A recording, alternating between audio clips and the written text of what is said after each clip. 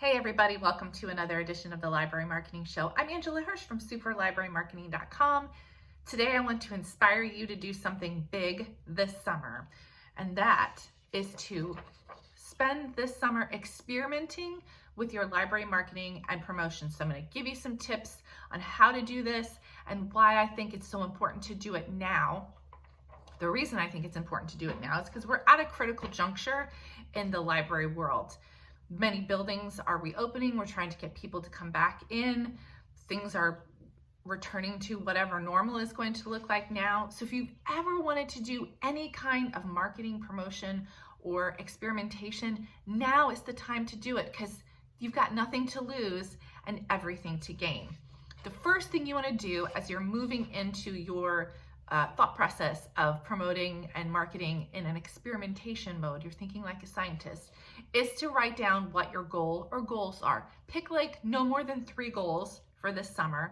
So maybe it's, increased participation in summer learning and an increase in circulation. You can dive down even a little bit deeper and try to increase circulation of particular parts of your collection. Maybe you want to get people to sign up for a particular reading program or use a service. Whatever your goals are, write them down, use numbers so that you can measure your results and so that you can work towards something.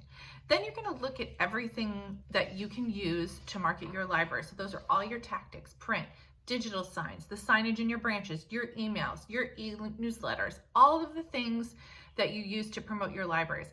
What is really, what offers the most promise to help you to reach your goals? And then test those different tactics and record and measure the results of those promotions, because sometimes what happens is we think something is working and it's actually not, and we need to see the numbers in front of us to realize this thing that we thought was working is actually not.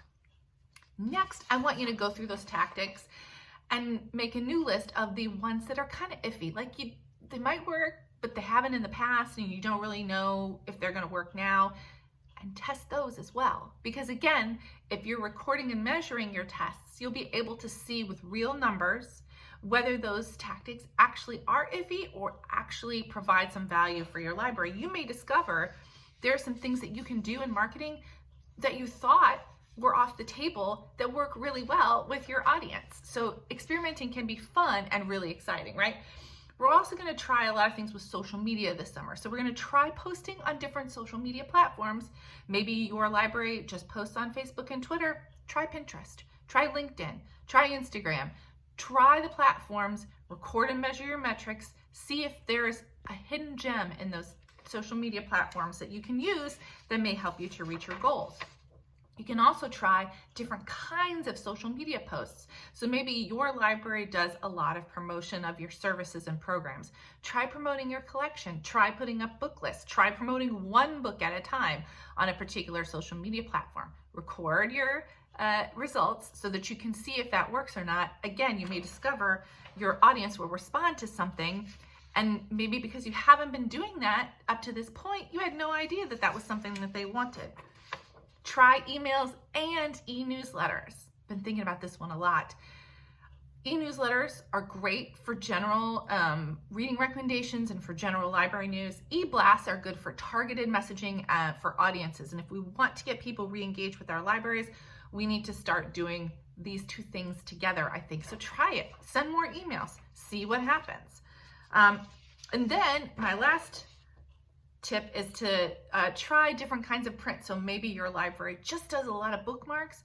Try quarter sheet flyers. Try promoting different things on your print. Maybe you use print for program promotion only or for service promotion only. Try marketing your collection, or try talking about your staff on print. You never know. Do all the experimenting you can for the summer.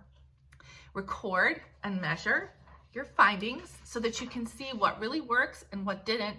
My guess is there are a lot of things that worked before the pandemic that won't now, and there are a lot of things that didn't work before the pandemic that will work now. I'm so curious to find out what you're going to be discovering this summer, so be sure to share it with me.